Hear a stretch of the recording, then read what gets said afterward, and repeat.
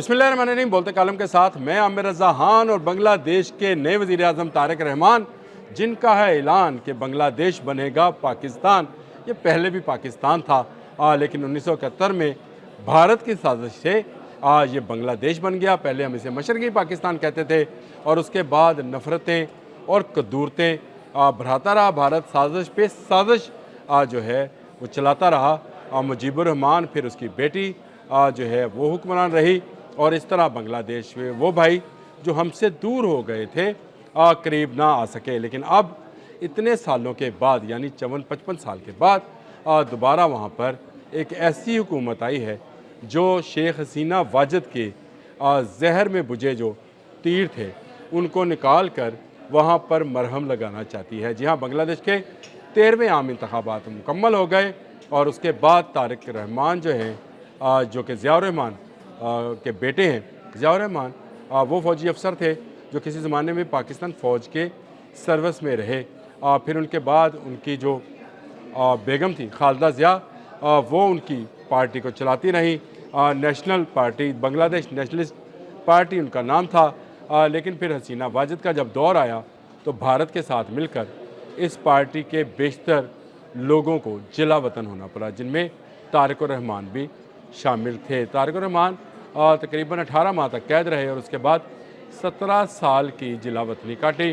और जिला वतनी के दौरान ही जब खालिदा ज़िया बहुत ज़्यादा बीमार हो गई, जिन्होंने मुल्क छोड़ने से इनकार किया था, वो इतनी बीमार हुई कि कोमे में चली गई, तो जिला वतनी में ही इन्हें नेशनलिस्ट पार्टी का सरबराह मुकर्रर किया गया।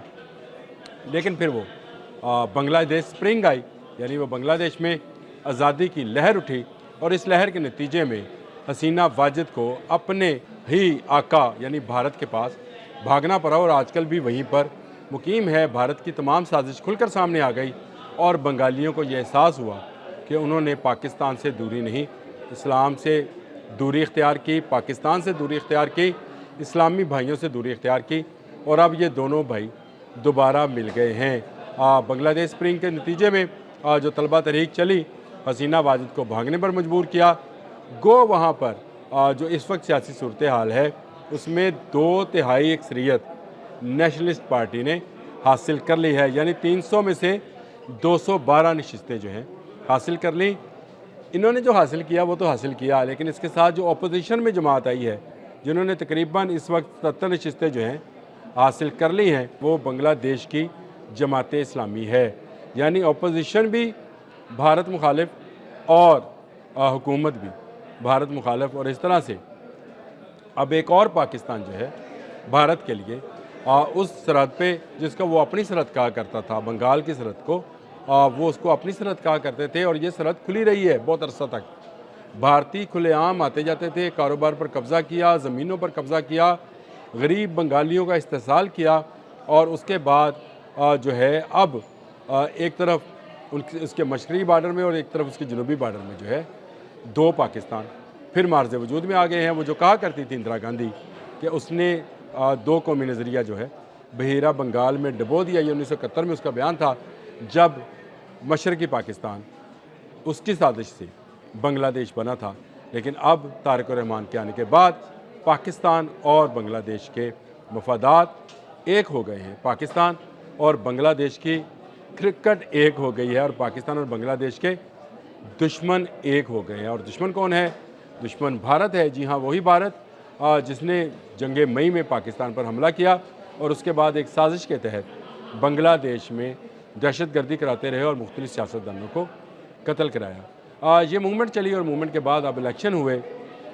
डॉक्टर यूनुस के जो निगरान गवर्नमेंट थी उसने इन इंतखाबात का, पुरअमन इंतखाबात का जो है इनेकाद कराया, जिसकी मैंने आपको रिज़ल्ट बता दिया कि इसमें जो बांग्लादेश स्प्रिंग लाने वाली नेशनल सिटीज़न पार्टी थी, ये तलबा तंजीमें थी, इन्होंने मिलकर ये सारा स्प्रिंग चलाई थी। नेशनल सिटीज़न पार्टी को भी 4 सीटें मिल गई। पहला इलेक्शन है उनका और अभी उनको सियासी तजर्बा हासिल नहीं है, इसलिए सिर्फ 4 नशिस्तें ही हासिल कर सके। दूसरा, नेशनलिस्ट पार्टी ने एक लंबे अरसे तक जद्दोजहद की है और इसी जद्दोजहद के नतीजे में हसीना वाजिद को वहाँ से भागना पड़ा था। हुकूमत साजी के लिए अब इनको कहा जाएगा।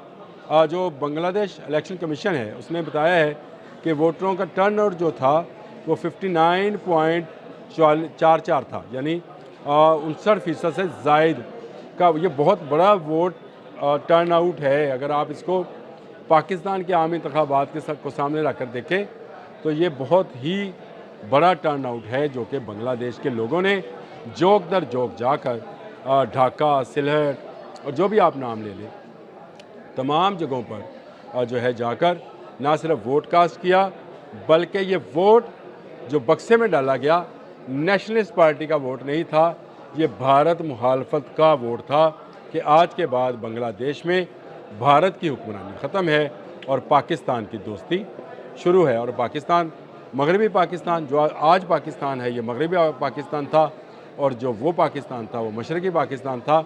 ये दोनों एक हो गए हैं।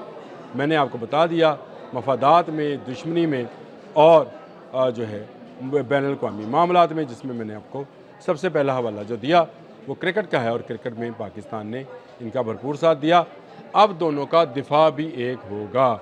इस तरफ से भारत की मशरक़ी सरहद जो है, इस तरफ से जो है भारत की मगरबी सरहद की तरफ से पाकिस्तान, अल्हम्दुलिल्लाह इस्लामी जमहूरिया पाकिस्तान मौजूद है जो इस दुश्मन को मुंह तोड़ जवाब दे सकता है और जंग मई में हमने साबित किया। और अब इसके जनूब में वाक़या बांग्लादेश जो है वो भी उसको भरपूर जवाब देगा। बांग्लादेश के आर्मी चीफ जो है वो आए और उन्होंने आकर यहाँ पर पाकिस्तान के अस्करी हकाम से और वज़ीर-ए-आज़म से मुलाकात भी की और यूँ दोनों का दिफा जो है वो एक हो गया है। बड़े लंबे अरसे के बाद, 54-55 साल के बाद, यूँ समझे कि सीने में ठंड पड़ गई है। दोबारा से अपने भाइयों को गले लगाने का मौका है, दोबारा से भारत को सबक सिखाने का मौका है। और एक तरफ से नहीं, दोनों तरफ से इसको सबक सिखाया जाएगा। बांग्लादेश में होने वाले आम इंतखाबात के नताइज पर इस वक्त पूरी दुनिया खुश है, लेकिन पाकिस्तानी झूम रहे हैं। और झूम इसलिए रहे हैं कि ये भारत को शिकस्त हुई है। मैंने जिस तरह से कहा, बैलेट बॉक्स में चाहे जमात इस्लामी का वोटर था, चाहे नेशनलिस्ट पार्टी का वोटर था, किसी जमात का भी वोटर था, वो वोट जो कास्ट करके गया है वो भारत मुखालफ, मोदी मुखालफ वोट कास्ट करके गया है। तारिक रहमान ने आते ही पाकिस्तान को अपना भाई डिक्लेयर कर दिया है और एक तरह से वो गौ माता को ज़िबा करके इस बात का बेयन सबूत दे दिया है कि अब भारत की बांग्लादेश में नहीं चलेगी तो पाकिस्तान की चलेगी। दोनों भाई के मिलने की इंतहाई खुशी थी। मैंने कहा मैं आपसे शेयर करूं और शेयर करना भी चाहिए कि आज के बाद पाकिस्तान और बांग्लादेश मिलकर भारत का मुकाबला करेंगे। भारत किसी तरफ से भी आ जाए उसको शिकस्त फाश दी जाएगी। अब तक के लिए इतना ही। अल्लाह हाफिज़।